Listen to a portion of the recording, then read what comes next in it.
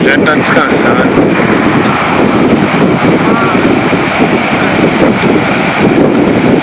Nosso chofer tá andando de lancha.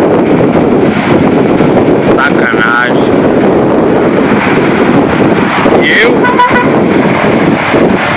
tô tendo uma vida de rei. Ótimo. Muito bom. Não posso me queixar não. Olha o prédio que eu tô, ó. Show de bola. A galera é educada, linda. O Rogério tá se concentrando que hoje tem uma luta da porra pra ele.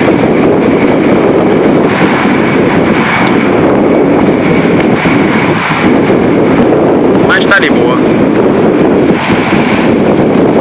Tudo que é bom acaba. E amanhã estarei de volta em Campina Grande, deixando essa maravilha de Maceió. Dá uma olhada.